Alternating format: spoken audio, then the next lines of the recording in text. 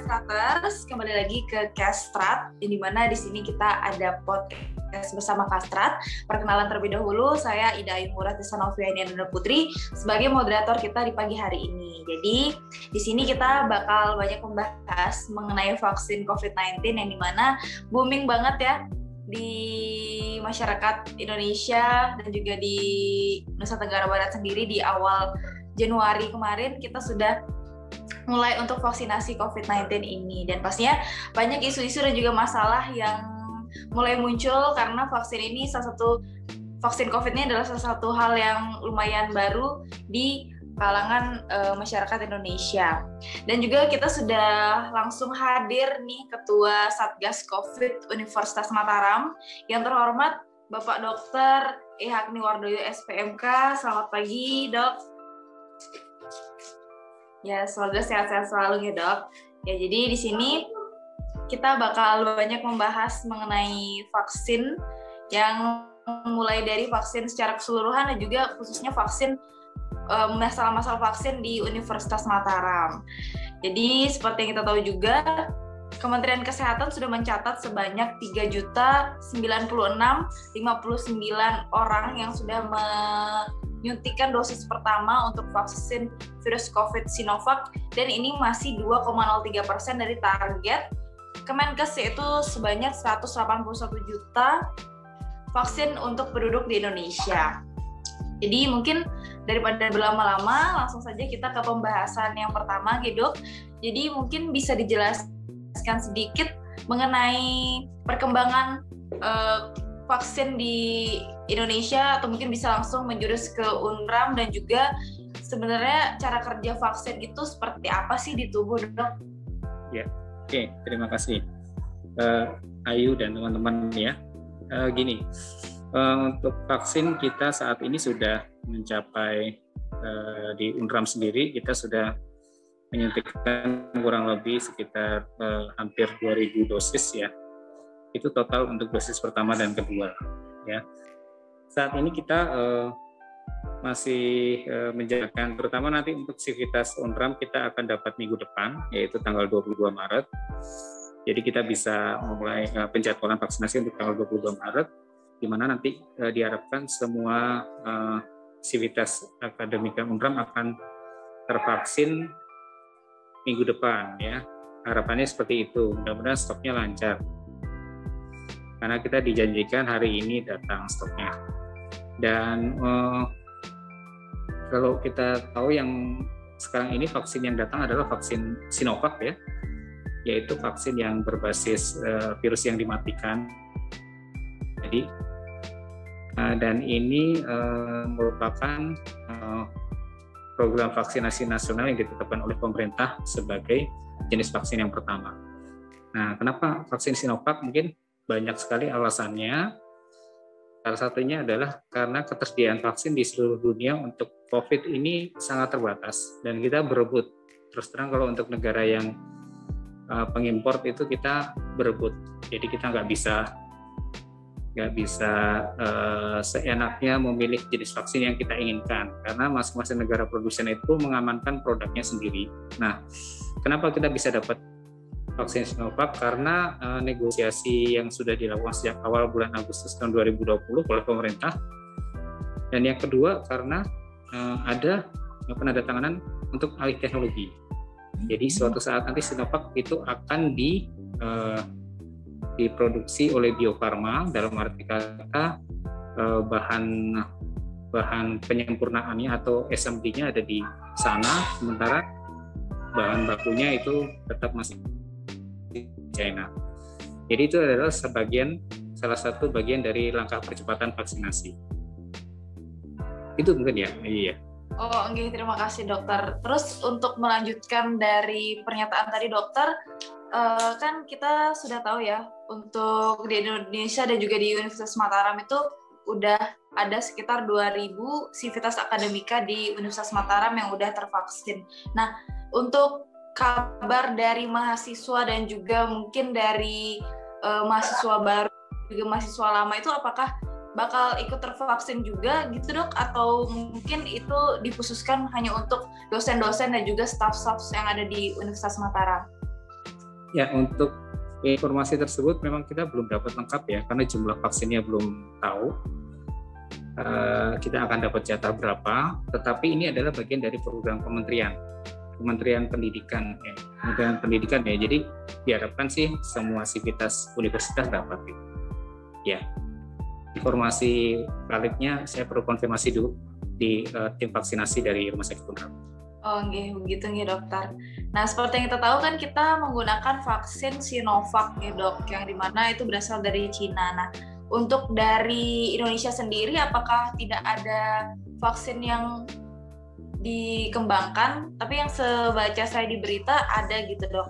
Apakah dan juga Unram akan ikut meneliti membuat vaksin terbaru juga dari FK Kedokteran Universitas Mataram? Oke, untuk vaksin yang platform nasional itu adalah akan dibuat oleh teman-teman dari Bio Farma dan lembaga riset Eijkman dan dari UI ya. Jadi kolaborasi konsorsium seperti itu. Itu diharapkan nanti akhir tahun ini akan launching. Dia platformnya itu protein subunit. Jadi bukan menggunakan real virus ya. Untuk Unram sendiri saat ini kita baru mengembangkannya itu diagnostik rapid test antigen ya, yang terbaru ini NRAM, timnya Prof. Moyanto dan teman-teman. Dan untuk vaksin karena kita membutuhkan teknologi yang lebih advance, itu kita mungkin akan berpartisipasi dalam hal menyumbangkan strain virus yang dipergunakan sebagai dasar pembuatan vaksin saja. Oh, gitu berarti dokter ya. Jadi untuk perkembangan di FK Unram mulai ada kontribusi seperti pengembangan antigen seperti itu dok. Nah terus untuk kan seperti yang kita tahu vaksin ini masih simpang siur dok di masyarakat, yang dimana masih ada orang yang percaya, masih ada orang yang belum berani, karena seperti yang kita tahu di berita-berita juga DPR sempat menolak untuk tidak ada, tidak diperbolehkan secara luas untuk masyarakatnya ya. Nah itu sebenarnya kandungan vaksin sendiri itu apakah aman digunakan di masyarakat?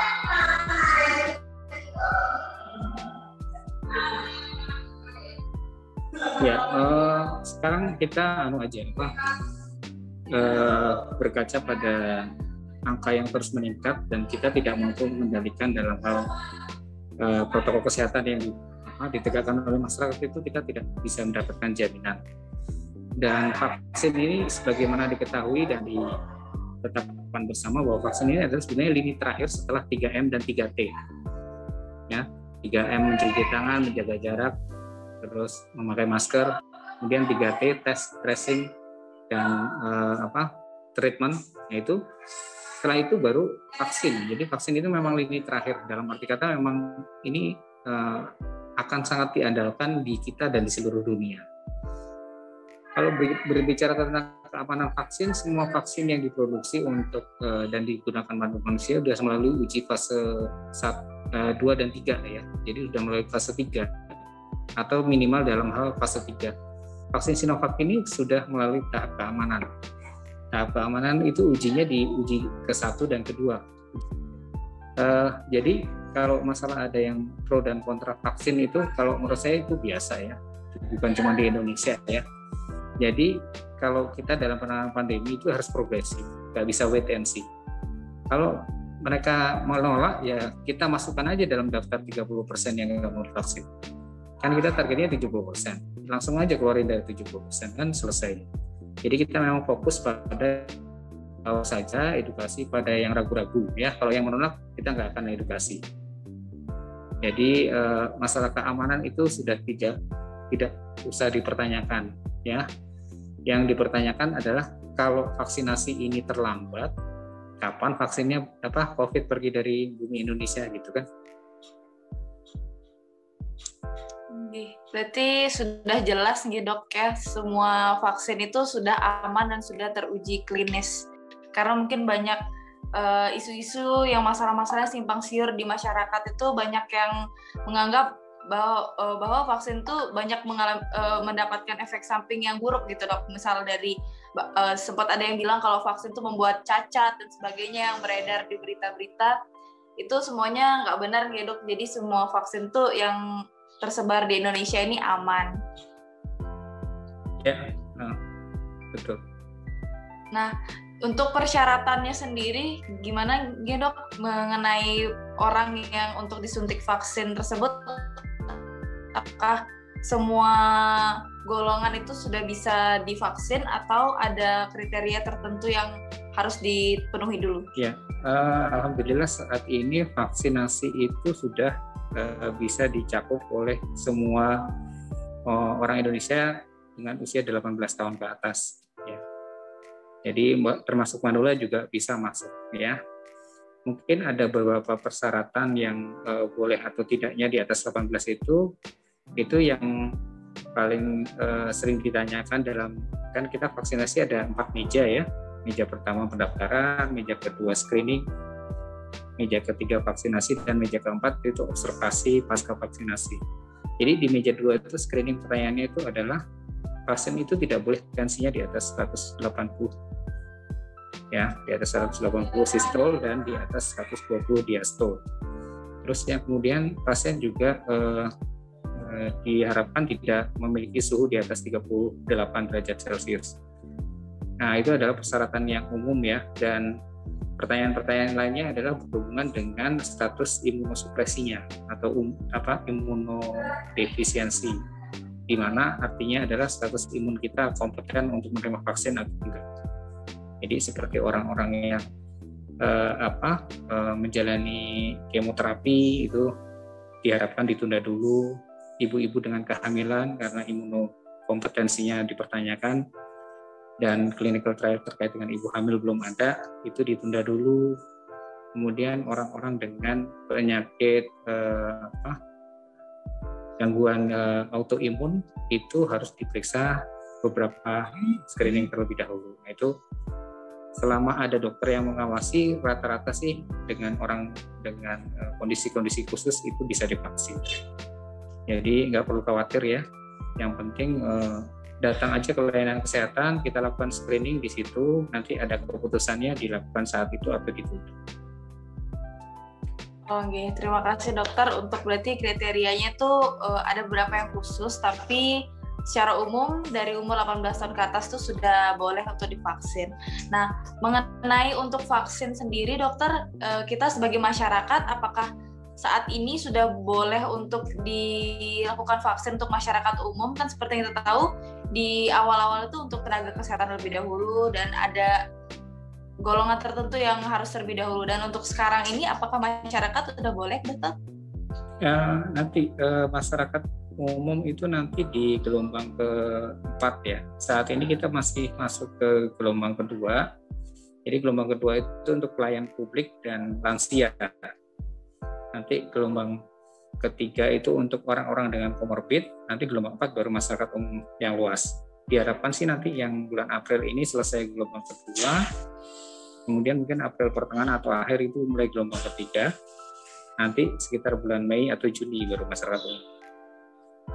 Oh begitu nih dokter ya, jadi biar menjawab ke masyarakat yang lain juga, sebenarnya kapan sih kita yang masyarakat umum tuh bakal divaksin?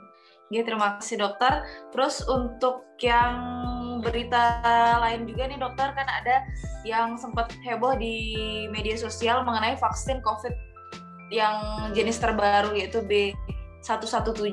Nah itu apakah untuk di vaksin Sinovac ini apakah sudah bisa sekaligus mengatasi vaksin jenis baru itu atau kita harus menerima kenyataan bahwa itu bakal ada lagi dan bakal mendapatkan vaksin, kita bakal membuat vaksin baru lagi, dokter?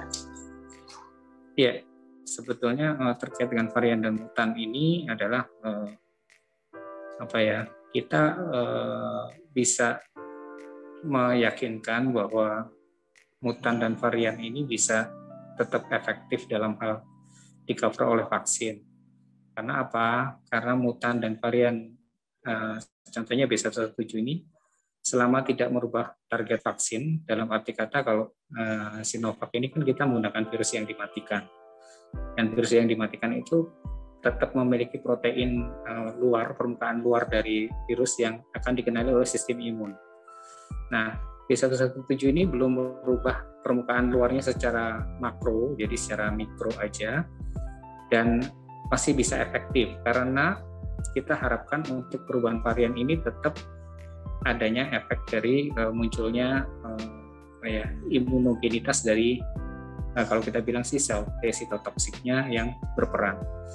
Jadi selama sel T sitotoksik kita yang berperan cukup bagus setelah vaksinasi ini, varian jenis B117 masih bisa di-cover. Oh, terima kasih dokter atas jawabannya. Banyak hal yang dapat disimpulkan dari podcast kita siang hari ini, yang dimana ternyata vaksin dari COVID-19 ini aman, dan juga untuk kriteria dari masyarakat ini ternyata udah bisa digunakan vaksinnya dari umur 18 tahun ke atas, tapi ada persyaratan-persyaratan khusus yang harus dipenuhi. Dan juga untuk masyarakat yang menunggu-nunggu kapan sih sebenarnya kita bakal menerima vaksin umum untuk masyarakat, itu bakal ada di gelombang ketiga pada saat bulan Maret dan juga bulan April. Dan juga buat masyarakat di luar sana, jangan kemakan omongan atau isu-isu yang beredar, karena seperti yang kita tahu, walaupun ada jenis baru dari COVID-19 ini, untuk vaksin tersendiri yang dari Sinovac ini masih bisa untuk digunakan. Jadi mungkin terima kasih banyak dokter atas waktunya, atas pemaparannya, atas informasinya. Semoga masyarakat di luar sana dan juga Sivitas Akademika Universitas Mataram bisa lebih terbuka lagi dan lebih menerima lagi, lebih memiliki wawasan yang luas lagi mengenai vaksin COVID-19. Terima kasih untuk teman-teman Kastraters yang sudah menonton dan mendengar. Sampai ketemu di Kastrat selanjutnya. Saya Dayo yang bertugas pamit. See you and bye-bye.